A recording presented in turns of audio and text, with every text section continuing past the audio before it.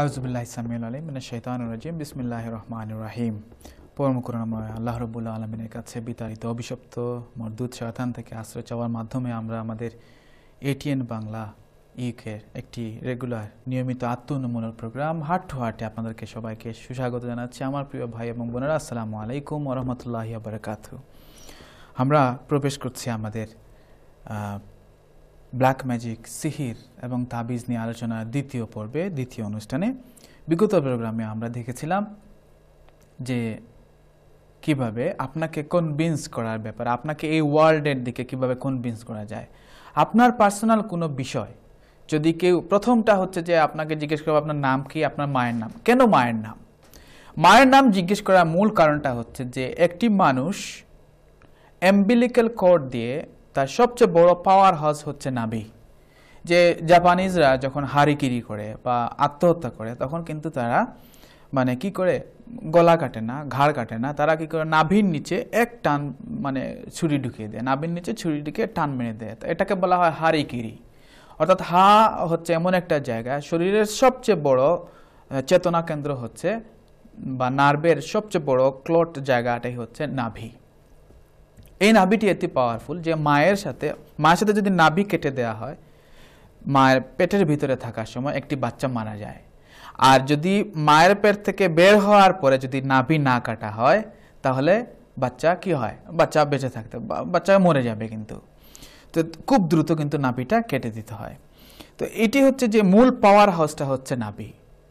এবং এই নাভিটা আমাদের শরীরের মধ্যে 10টি পাওয়ার সেক্টর রয়েছে। একটি হচ্ছে যে আমাদের এই যে বডিটা, এই যে বাইরের যে একটা বডি, এটি একটি এরকম বডি। আর ভিতরে আমাদের আরেকটি শরীর রয়েছে, সেটি হচ্ছে এথরিক বডি। বাইরের শরীরে আপনাকে যদি প্রেসার দেওয়া হয়, চাপ দেওয়া হয়, আপনি ব্যথা পান। আগুন লাগলে ব্যথা পান, পানি লাগলে ব্যথা পান, আপনার মাটি লাগলে ব্যথা পান। ঠিক ভেতরে আমাদের একটি শরীর রয়েছে, এটাকে বলা হয় এথরিক বডি বা আত্মিক শরীর। এটি আত্মা, এটি আলোর মতো একটি শরীর। এবং এটি যদি ভালো থাকে, আপনার এই বডিটা ভালো থাকবে। এটি যদি খারাপ থাকে, আপনি অনেক সময় দেখবেন মনটা খুব খারাপ হয়ে আছে without any reason. That means আপনার আত্মিক শরীরটা কিন্তু খারাপ, আত্মিক শরীরের স্বাস্থ্যটা ভালো না, উইদাউট এনি রিজন মন খারাপ হয়ে আছে। তো আমরা যখন আমরা এই শরীরটাকে অ্যাক্সেস করে কিন্তু মায়ের শরীরের সাথে আমরা নাভির সাথে লাগানো থাকে এবং এটির মাধ্যমে কিন্তু আমাদের শরীরের নিউট্রিশন সব কিছু পায়। মা এখানে ইম্পর্টেন্ট। যদি আপনার মায়ের মূল সোর্সটাকে ধরতে পারে, আপনার যে মূল যে পাওয়ার হাউস নাভিটাকে সে ধরতে পারে। যে অনেক সময় অনেকে আমাকে মাফ করবেন আজকে এই ইনফরমেশনটি আসলে শেয়ার করার জন্য, যে এইসব মানুষদের কাছে আমরা স্বামী স্ত্রীরা যায়, স্বামীকে একসময় বলে ওই ভদ্রলোক যে ভাইজান আপনি বাইরে যান, এবং বাইরে যাওয়ার পরে স্ত্রীকে নিয়ে আপনি তার অন্যের স্ত্রীকে নিয়ে ওই ব্যক্তিটি কি বলে। আপনারা যারাই গিয়েছেন আমাকে মাফ করবেন, আমাকে এই কথাটি বলতেই হবে, কারণ we have to protect our women. ওই মানুষটি ওই মহিলার নাভি ওপেন করার জন্য বলে যে আপনার নাভিটা দেখাতে হবে। আপনার যদি সমস্যার সমাধান চান, প্রত্যেক মানুষের যৌন জীবনের সমস্যা রয়েছে my dear brother, my darling sister. এমন কোনো মানুষ নাই যে, কারণ এই জিনিসটা শেখাবার মতো কিন্তু কোনো জিনিস আমার নাই। আগে একটা সম্পর্ক ছিল যে না বন্ধুরা শিখায় এই এই জগৎ সম্বন্ধে, এই বন্ধু যে শিখাইতে যাইতে তারই তো কোনো এক্সপিরিয়েন্স নাই। তো একটি রাসূল সাল্লাল্লাহু আলাইহি সাল্লামের যৌন জীবন নিয়ে একটি বই রয়েছে, মুফতি আদমের একটি বই রয়েছে। এগুলো পড়লে যে নবীজি এই কি বলে আমাদের জীবনের এই অংশটাকে কত সুন্দরভাবে ব্যাখ্যা করেছেন, কত সুন্দরভাবে। এই যে যৌনতা বা পর্ন অ্যাডিকশন যেগুলো দেখানো হয়, এগুলো কি জন্য? এগুলো হচ্ছে ডেভিল ওয়ার্শিপিং এর জন্য। আমরা ধীরে ধীরে আমরা এই যে, তো একজন মানুষ গেল এবং এই মহিলা কিন্তু এই কথা কোনো মহিলা কি বলবে যে আমি আমার শরীর ওপেন করেছি একটা মানুষের সামনে, বলবে? আর যখন এইরকম কোনো অফার দেবে কোনো মানুষ, তখন এটি কিরকম, কতটুকু এম্বারাসিং হয় আসলে। যে ভাই, যে বোন, আপনি কি করেন যে আপনি আপনার এই জায়গাটি আপনাকে দেখাতে হবে। তখন কিন্তু অনেক বোনেরা এরা কিন্তু খুব খারাপ বোন নয়, এরা ভালো, সহজ সরল। তো এরা এটি দেখানোর পরে উনি কি করেন, উনি আপনাকে একটি এফ ওয়ার্ড আমরা পরবর্তীতে একসময় দেখাবো যে কি লিখতে বলেন ওই জায়গায়। তো উনি বিভিন্ন যে সময় স্বামী আপনাকে অ্যাক্সেস করতে পারেন, অত আপনার স্পেশাল টাইম উনি বলেন যে আপনি এই জিনিসগুলো আপনি নেভেল এরিয়ার নিচে আপনি আঁকবেন, পেন্সিল দিয়ে কলম দিয়ে এটি আপনি আঁকবেন। আমরা দেখাবো পরবর্তী এগুলো আসলে কি, আপনি কি করেছেন এগুলো। তো নাভি দেখানো হয়, নাভি দেখানোর পরে সে ওই জায়গাটির অ্যাক্সেস আপনার নিয়ে নেয়, পাওয়ারটা নিয়ে নেয়, এবং শয়তানকে কিন্তু এই নাভির থ্রুতে ঢোকার একটি ব্যবস্থা তারা করে দেয়। কীভাবে আমরা পরবর্তীতে আস্তে আস্তে দেখছি। তো যখনই আপনি এইরকম অবস্থা, যারা এই ঘটনাটিতে চলে গিয়েছেন, আমরা দোয়া করি যাতে প্রভু আপনাদেরকে ক্ষমা করেন, এবং যে কোনো সময় আপনি যত বড় অন্যায় করুন না কেন, রব্বুল আলামিনের দরজা, তওবার দরজা সবসময় খোলা। আপনি কখনো নিজেকে রাইট অফ মনে করবেন না। যত বড় ভুল আপনি করেন না কেন, প্রভু আপনাকে মাফ করবেন। আমরা আপনাকে হেল্প করতে পারবো না, অনলি আল্লাহ আপনাকে হেল্প করতে পারবেন।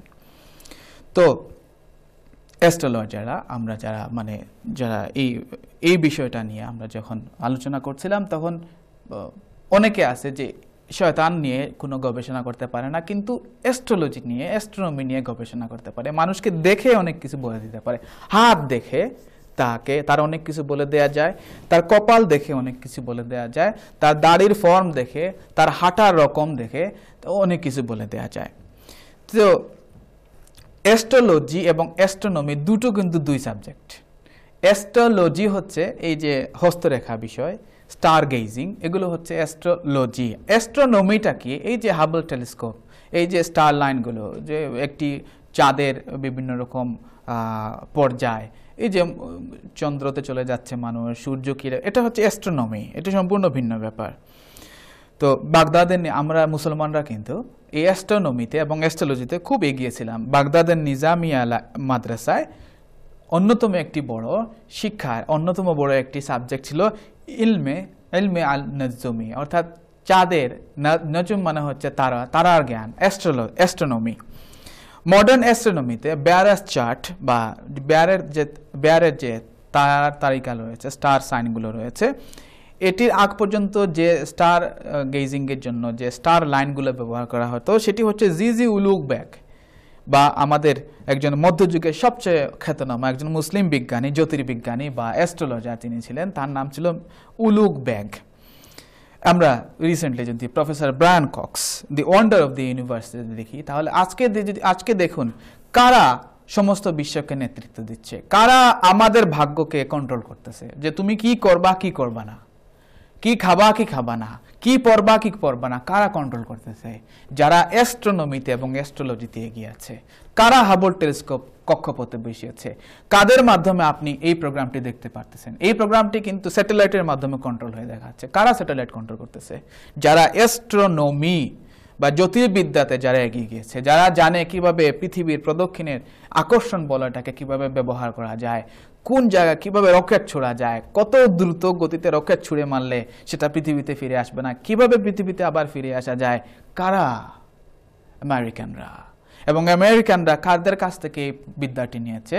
এই বাগদাদের নিজামিয়া মাদ্রাসা, ইলমে আল নজমি থেকে। আমাদের এখন যদি মডার্ন অ্যাস্ট্রোনমিতে যে স্টারের যে পথগুলো রয়েছে এখনো পর্যন্ত, আমরা যে কোনো মুসলমান, আসলে মুসলমানদের এখন খুঁজে পাওয়া যায় না ওই মানে নলেজের ওই সেক্টরে, অ্যাস্ট্রোনমিতে 3/1 পথ আজও পর্যন্ত, স্টারের পথ, ওই যে মঙ্গল গ্রহের পথ, পৃথিবীর আবর্তনের পথ, এরপরে আপনার বৃহস্পতির পথ, এগুলো কার নামে? মুসলমান বিজ্ঞানীদের নামে। অ্যালজাবরা, আমরা যা দেখবো, অ্যালজাবরা কার নামে? আল জাবিরের নামে অ্যালজাবরা। তো ইসলামের গোল্ডেন এজ, ইসলামের যে বড় বড় যারা পণ্ডিত ছিলেন, তারা অনেক পণ্ডিত কিন্তু অ্যাস্ট্রোলজার বা অ্যাস্ট্রোনমিস্ট ছিলেন। এরা যে প্রফেসর ব্রায়ান কক্সের মতো, প্রফেসর ব্রায়ান কক্সকে আপনি ওয়ান্ডার অফ দ্য ইউনিভার্স যদি আপনি দেখেন তার সিরিজগুলো, আপনার চোখে পানি চলে আসবে। সত্যের কত কাছে, মানে আপনারা যদি অবসর পান আপনারা দেখবেন প্রফেসর ব্রায়ান কক্সের ওয়ান্ডার অফ দ্য ইউনিভার্স।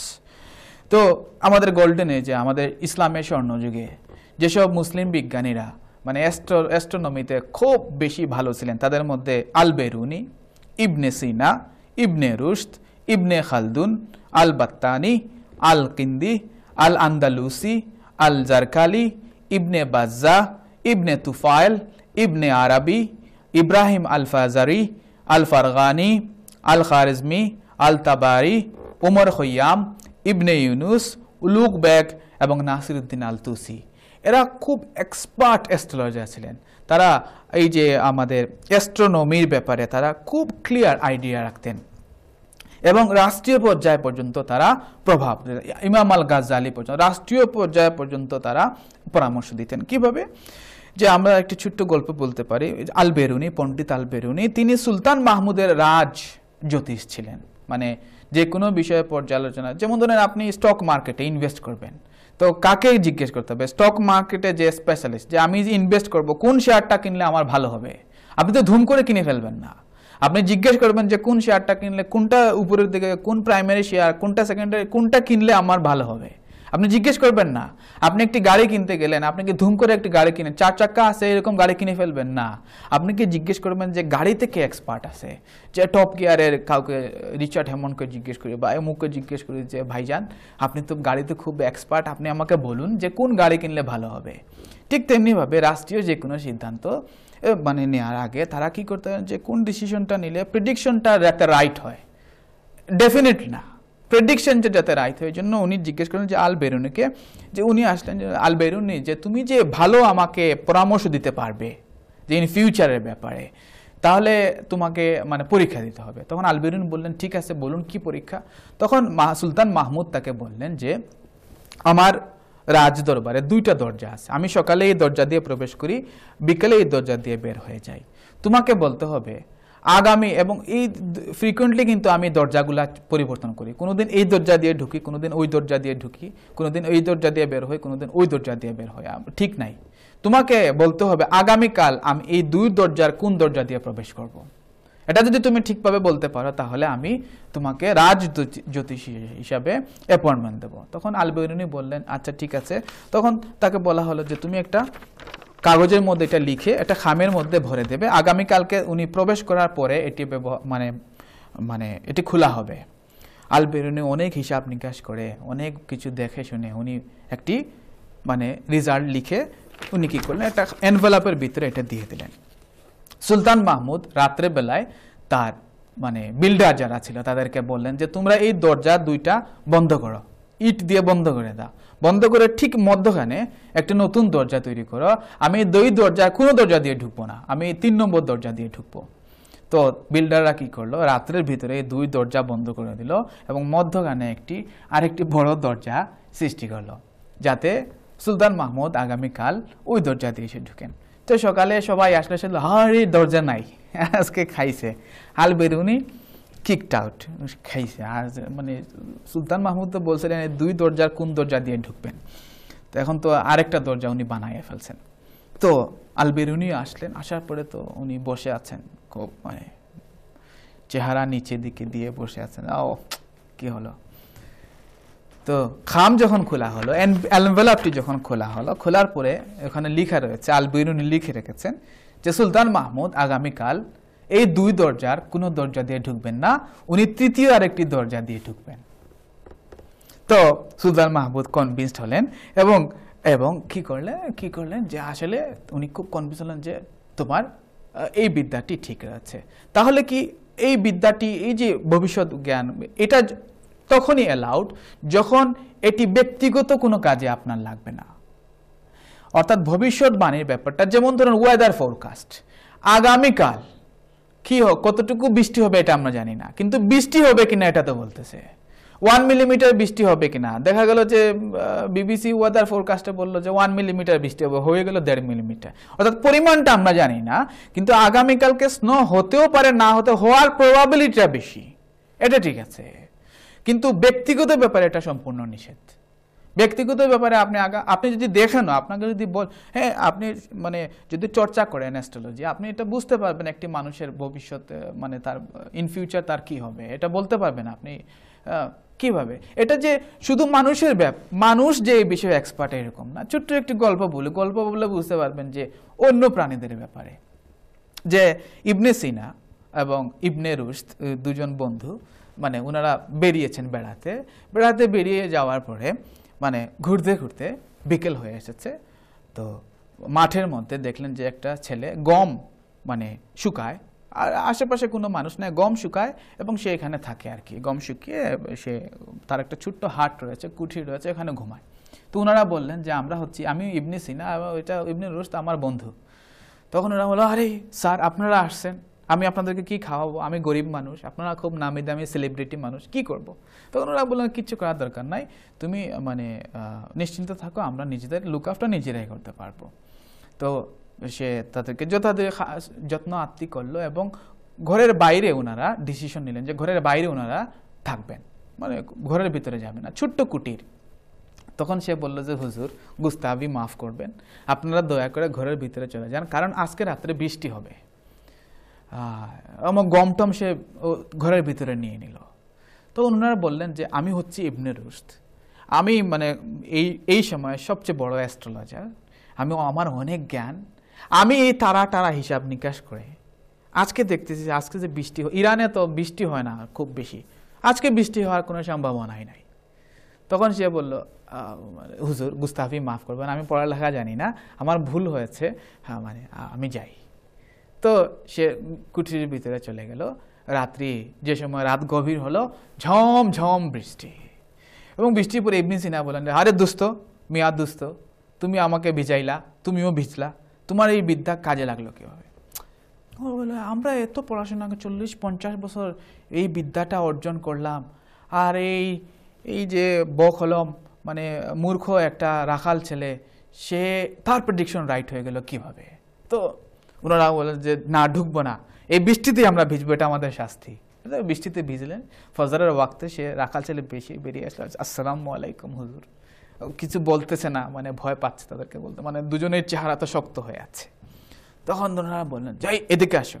তখন সে ভয় বয়ে গেল, যাওয়ার পর যে বলে, আমরা হইতেছি এত জ্ঞানী গুণী মানুষ, আমরা প্রফেসর, আমরা পিএইচডি করা মানুষ অ্যাস্ট্রোলজিতে, আমরা হিসাব করে পাইলাম না এখানে বৃষ্টি হবে, তুমি বুঝলা কিভাবে, হাউ কাম?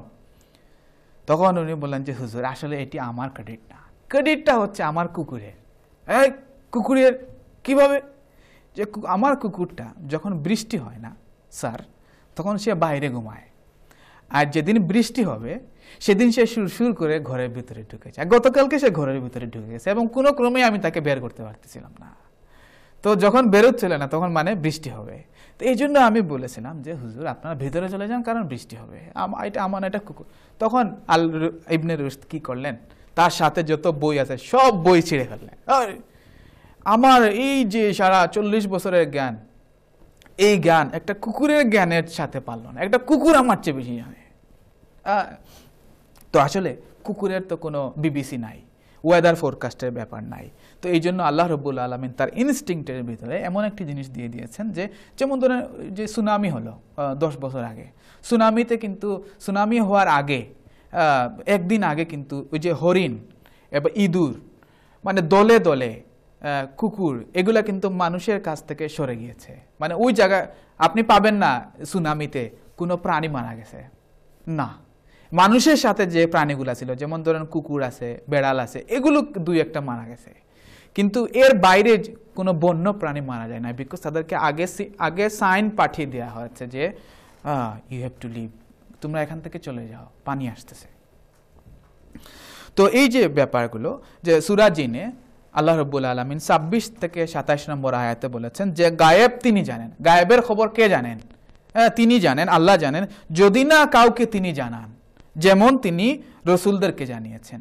অর্থাৎ আল্লাহ যদি না কাউকে জানান, যেমন ধরেন বিবিসি আমাদেরকে বলতেছে যে আগামীকালকে বৃষ্টি হবে, আগামীকালকে স্নো হবে, এটা কি তার এক্সপার্টিস দিয়ে সে ডিজার্ভ করে আল্লাহর কাছ থেকে, যে যদি আপনি এক্সপার্টিসকে ডেভেলপ করেন আল্লাহ আপনাকে ওই জ্ঞান দেবেন, বিকজ ইউ ডিজার্ভ ইট। আপনি যদি মনে করেন বডি বিল্ডিংয়ের জন্য জিমে যান, আপনার শক্তি বাড়বে, বিকজ আপনি শক্তি ডিজার্ভ করতেছেন, যে আল্লাহ দেখো আমি আমি করতেছি, আমি ট্রাই করতেছি, আমাকে শক্তি দাও, আল্লাহ আপনাকে শক্তি দেবে। অর্থাৎ যে জ্ঞানের জন্য আপনি এগোবেন আল্লাহ আপনাকে সে জ্ঞান দেবেন। কেন ভবিষ্যৎবাণী নিষেধ? একটি মানুষের ভবিষ্যৎবাণী কেন নিষেধ? ভবিষ্যৎবাণী না, যেমন ধরেন আপনি বুঝতে পারতেছেন যে সে মানে এই জিনিসটা করলে এই জিনিসটা হবে, এটা নিষেধ বলা কেন? কারণটা হচ্ছে এটি তার প্রশ্ন, এটি তার পরীক্ষা। কোনো পরীক্ষায় যদি প্রশ্নপত্র আগে ফাঁস হয়ে যায়, ওই পরীক্ষায় কি কোনো মার্ক পাবেন? ওই পরীক্ষায় কি কোনো নম্বর আপনি পাবেন? যে আগে না। একজন সাহাবী এসে নবীজিকে বললেন, মহিলা সাহাবী, যে নবীজি আমার এপিলেপসি আছে, আমার মানে সাডেন অ্যাটাক হয়, কনভালশন হয় আমার, তা আপনি আল্লাহর কাছে আমি চাই যে আল্লাহ আমাকে এই ব্যাধি থেকে, এই রোগ থেকে, এই মেডিকেল কন্ডিশন থেকে মুক্ত করে দেন।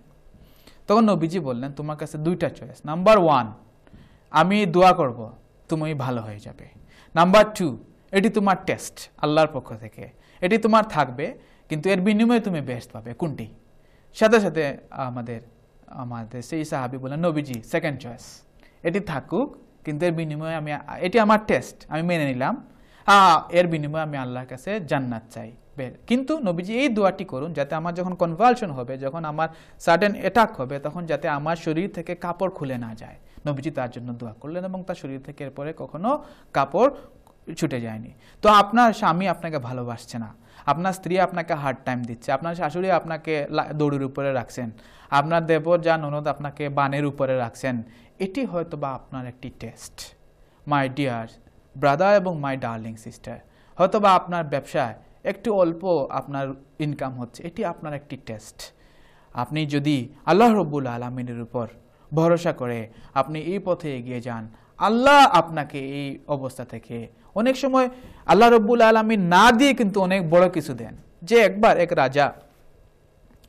এক রাজা কি করলো, সে তার মানে মৃত্যুর সময় ঘনিয়ে আসলো এবং সে বলল যে আমি সবচেয়ে অনেস্ট মানে মানুষকে আমার পরবর্তী রাজা নিয়োগ দেব। তো আমাদের আসলে সময়টা মানে প্রথম পর্যায়টা আমাদের ওভার হয়ে গিয়েছে। আমরা ফিরে আসছি আমাদের ছোট্ট একটি বিরতির পর, এবং তখন আমরা জানবো কি হলো, রাজার কি হলো। আমাদের সাথেই থাকুন, ফিরে আসছি ছোট্ট একটি বিরতির পর। আসসালামু আলাইকুম ওয়া রাহমাতুল্লাহি ওয়া বারাকাতুহু।